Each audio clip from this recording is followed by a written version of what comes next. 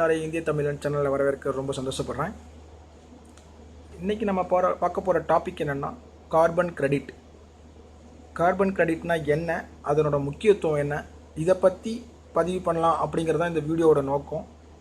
இதை பற்றின எந்த யூடியூப்பில் சர்ச் பண்ணி பார்க்கும்போது எந்த விதமான மேஜர் வீடியோஸும் தமிழில் கிடைக்கல.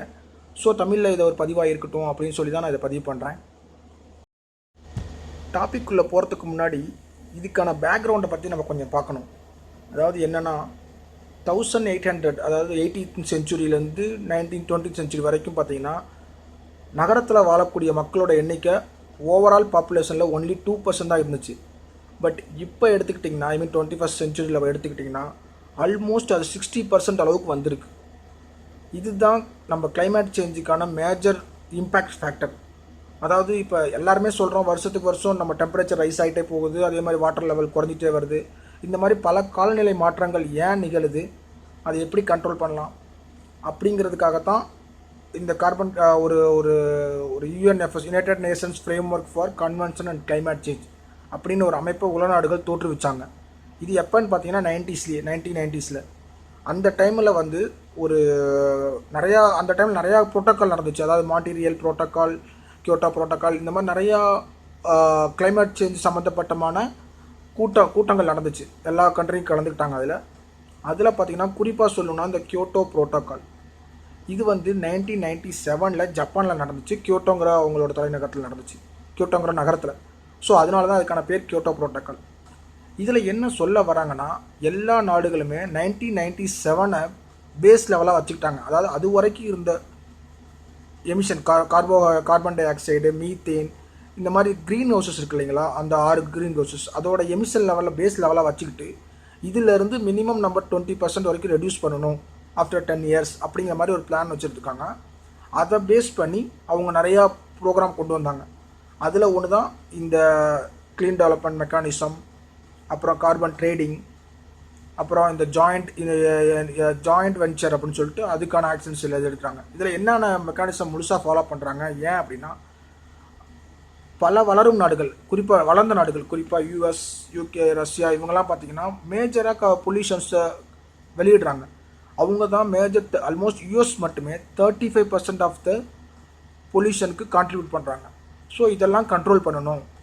அப்படி கண்ட்ரோல் பண்ணால் தான் இந்த பூமியோட தட்பவெப்ப நிலையை உயர்றதை நம்ம மாற்ற முடியும். ஏன்னா பல அறிஞர்கள், எக்கனாமிஸ்ட் என்ன சொல்லியிருக்காங்கன்னா 2 வேர்ல்டு வாரில் வந்த இழப்பை விட இந்த காலநிலை மாற்றத்தால் வரக்கூடிய இழப்பு ரொம்ப அதிகமாக இருக்கும் அப்படிங்கிறாங்க. இது ஆல்மோஸ்ட் 90% ஆஃப் த பாப்புலேஷனை ஸ்வீப் பண்ணிவிடும். இதனால பெரிய பிரச்சனை வந்துச்சுன்னா டைரக்ட் இம்பேக்ட்னு பார்த்தீங்கன்னா இந்த சுனாமி, அப்புறம் இந்த எர்த்குவேக், இந்த மாதிரி வருது. இன்டைரக்ட் இம்பேக்ட்னு பார்த்தீங்கன்னா டெம்பரேச்சர் ரைஸ் ஆகிறதுலாம் வாட்டருக்கு லெவல் குறைஞ்சிருது, அதனால பஞ்சம் வருது. இந்த மாதிரி பல விஷயங்கள் நடக்குது. இதெல்லாம் கண்ட்ரோல் பண்ணணும் அப்படிங்கிறதுக்காக தான் இந்த 1997 ஏற்படுத்தப்பட்ட ப்ரோட்டோக்கால், கியோட்டோ ப்ரோட்டோக்கால். அதில் என்ன முன்மொழிஞ்சாங்கன்னா carbon credit, clean development mechanism, இந்த கார்பன் ட்ரேடிங், அப்புறம் ஜாயிண்ட் வெஞ்சர் அப்படின்னு இந்த 3 சொல்லியிருக்காங்க. க்ளீன் டெவலப்மெண்ட் மெக்கானிசம்னா என்னன்னா ப்ராஜெக்ட் லெவல்லையே நம்மளோட எமிஷன்ஸை குறைக்கணும். இதுதான் முதல் இது. சரி, இந்த மாதிரி குறைச்சா என்ன பயன் அப்படின்னா, இந்த மாதிரி நம்ம குறைக்கும்போது நம்ம பேஸ் லெவலோட கம்மியாக போகிறோம். ஸோ நம்ம அந்த கார்பன் கிரெடிட்டை கெயின் பண்ணுறோம். அதாவது ஒரு carbon credit equal to 1 ton of CO2 emission.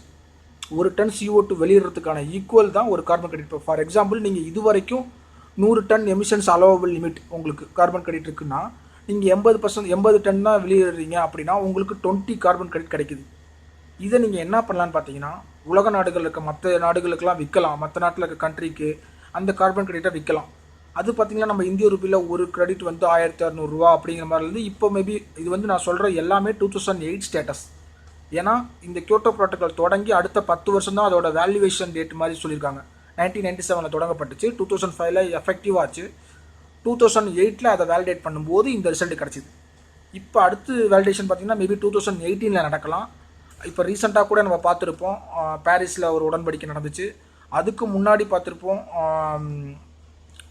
Paris. இப்போ கூட ஒரு ரீசெண்ட் குளோபல் மீட் நடந்துச்சு, கோப்பனகன். இந்த மாதிரி பல இடங்கள்லாம் கூடி பேசுகிறாங்க. இது என்ன காரணம்னா இந்த மாதிரி நம்ம குறைக்க வேண்டிய அவசியம் ரொம்ப ரொம்ப ரொம்ப கட்டாயமாக்கப்பட்டிருக்கோம். இப்போ நம்ம நம்மளோட அழிவுன்னு சொல்ல முடியாது, காலநிலை மாற்றத்தோட எண்ட் ஸ்டேஜில் வந்து நிற்கிறோம். ஓசோன் டிப்ளீஷனாக இருக்கட்டும், புகை வெளியிடுறதோட அளவு அதிகமாக இருக்கட்டும், இது எல்லாமே நம்மளோட சுற்றுப்புற சூழல் ரொம்ப காயப்படுத்துது. இதை குறைக்கணும், இதுதான் அவங்களோட மோட்டோ. சரி, இப்போ இந்த கார்பன் கிரெடிட் இப்போ இது வந்து நம்ம இந்தியாவில் எந்த லெவலில் இருக்குன்னு பார்த்தீங்கன்னா, ஃபார் எக்ஸாம்பிள் யார் யார் பண்ணுறா அப்படின்னா, இதில் மேஜராக இப்போ பண்ணியிருக்கிறது குஜராத் ஃப்ளோரோ கெமிக்கல்ஸ் சொல்லிட்டு ஒருத்தவங்க வந்து நெதர்லாண்ட்ஸுக்கு விற்றுருக்காங்க. அந்த கம்பெனி அரௌண்ட் அவங்க அந்த ட்ரேடிங் மூலமாகவே $3 மில்லியன் பக்கம் US$ பக்கம் ஏர்ன் பண்ணியிருக்காங்க. இந்த மாதிரி பல கம்பெனி இருக்குது, டாடா ஸ்டீல்ஸ் இருக்குது. இவங்கெல்லாம் வந்து இந்த மாதிரி ஒவ்வொரு கம்பெனியுமே இப்போ இதை இம்ப்ளிமெண்ட் பண்ணிட்டு வராங்க. சரி, ஓகே, இதெல்லாம் வேர்ல்டு வைடில் மற்ற கண்ட்ரிகள் கம்பெனிகள் கவர்மெண்ட் பண்ணக்கூடியது. நம்ம என்ன பண்ணலாம் அப்படின்னு பார்த்தீங்கன்னா, ரீசெண்டாக ஒரு ஸ்டடி பார்த்தேன், ஒரு ஆர்டிக்கல் விகடனில் பார்த்தேன். வயநாடு பக்கத்தில் இருக்க மீனாங்குடி அப்படிங்கிற ஒரு கிராமத்தில் கார்பன் நியூட்ரலைஸ் பண்ணியிருக்காங்க. எப்படி நியூட்ரலைஸ் பண்ணாங்கன்னு பார்த்தீங்கன்னா, ரொம்ப சிம்பிள். அவங்களோட விவசாயத்தை எல்லாத்தையுமே இயற்கை முறைக்கு மாற்றினாங்க, முதல் விஷயம். ரெண்டாவது, குளங்கள் எல்லாம் தூர்வாரினாங்க. மூணாவது, இது வந்து ஒவ்வொரு மனுஷரும் ஃபாலோ பண்ணாங்க. பிளாஸ்டிக் யூஸ் பண்ணாமல் இருக்கிறது, செயற்கை உரங்களை அவாய்ட் பண்ணுறது, இந்த மாதிரி ஒவ்வொருத்தவங்களும் கண்ட்ரோலாக இருந்து 2006 இப்போ இந்த 2017 கடந்த 10 வருஷத்தில் இந்த லெவலுக்கு ரீச் பண்ணியிருக்காங்க. 2006 முடிவு பண்ணாங்க, இப்போ 10 வருஷத்தில் இந்த லெவலில் ரீச் பண்ணிட்டாங்க. ஸோ நம்ம இது வந்து ஒரு கிராமம் பண்ணுது. நம்ம சிட்டியில் வாழ்கிறோம் எத்தனையோ பேர், நம்ம நினச்சா ஏன் பண்ண முடியாது? ரொம்ப ரொம்ப சிம்பிள் தாங்க. நம்ம என்ன பண்ணலான்னு பார்த்தீங்கன்னா, எனர்ஜி எஃபிஷியன்ட் ப்ராடக்ட் வாங்குங்க ஃபஸ்ட்டு விஷயம். அதாவது 5 ஸ்டார் எனர்ஜி அப்படின்னு போட்டிருப்பாங்க, அது கொஞ்சம் காஸ்ட்டு மற்றதோட அதிகமாக தான் இருக்கும். பட் இப்போ வாங்க வேண்டியது அடுத்த ஒரு மாதம் கழித்து வாங்கிங்க. ஒரு ஏசியாக இருக்கட்டும், இல்லை ஜென்ரேட்டராக இருக்கட்டும், இல்லை ஒரு காராக இருக்கட்டும், எது வாங்கினாலுமே எனர்ஜி எஃபிஷியண்ட்டாக கொஞ்சம் பார்த்து வாங்குகிற பல்ப்லேருந்து டியூப்லைட்லேருந்து நீங்கள் வாங்க போகிற ஜென்ரேட்டர் வரைக்கும் பார்த்து எனர்ஜி எஃபிஷியன்ட் ப்ராடக்ட்ஸாக மட்டுமே வாங்குங்க. அதுவே ஒரு மேஜர் கான்ட்ரிபியூட் கொடுக்கும். ரெண்டாவது என்ன பண்ணலான்னு பார்த்தீங்கன்னா, முடிஞ்ச அளவுக்கு ட்ராவல் அவாய்ட் பண்ணுங்கள். அதாவது ட்ராவல் அவாய்ட் பண்ணுங்க சென்ஸ் கார் எடுத்துகிட்டு போகிறது, பைக் எடுத்துகிட்டு போகிறது, அதெல்லாம் அவாய்ட் பண்ணி இன் பர்சனாக போக ட்ரை பண்ணுங்கள். இல்லை பொது போக்குவரத்தை யூஸ் பண்ணுங்கள். மூணாவது விஷயமா என்ன பண்ணலான்னு பார்த்தீங்கன்னா, எல்லாருமே விவசாயம் பண்ண முடியாது, இயற்கை விவசாயம் பண்ண முடியாது, நமக்கு இது இருக்காது. ஸோ அட்லீஸ்ட் நம்ம ஒரு மாடி தோட்டமாக கிரியேட் பண்ணலாம். ஏன்னா இப்போ ஒரு கீரைகள் வளர்க்குறதுக்குலாம் பார்த்தீங்கன்னா 1/2 அடி மண் இருந்தால் போதுங்கிறாங்க. அதை ஒரு மேட்டில் கொட்டி பிளாஸ்டிக் பேக்கோ பக்கெட்லேயோ வச்சு அது கூட வளர்க்கலாம். அது கூட ஒரு கார்பன் எமிஷனுக்கு ரொம்ப கான்ட்ரிபியூட் பண்ணுது, அதை அவாய்ட் பண்ணுறதுக்கு. இந்த மாதிரி ஒன்று. அடுத்த விஷயம் பார்த்தீங்கன்னா, கொஞ்சம் பணக்காரங்க அப்பர் மிடில் கிளாஸ் வந்தாங்கன்னா சோலார் பேனல் வாங்கி போடலாம். அதுவும் கார்பன் எமிஷன்ஸ்க்கு எவ்வளோ பயன்படுது. நாலாவது விஷயம், உங்கள் வீட்டிலேருந்து வர வேஸ்ட்டை கூட எந்த அளவுக்கு ரீயூஸ் பண்ண முடியுதுன்னு பாருங்கள். அதை எந்த அளவுக்கு ப்ராப்பராக டிஸ்போசல் பண்ண முடியும் பாருங்கள். இப்படி ஒவ்வொருத்தருமே நம்மளோட கார்பன் எமிஷன் லெவலை நம்ம வீட்டு லெவலில் குறைக்க ஆரம்பித்தாலே ஆட்டோமேட்டிக்காக இது ஒரு பெரிய சேஞ்சை கொண்டு வரும். இதை சொல்லலாம் அப்படிங்கிறது தான் இந்த வீடியோட முக்கியமான பதிவு.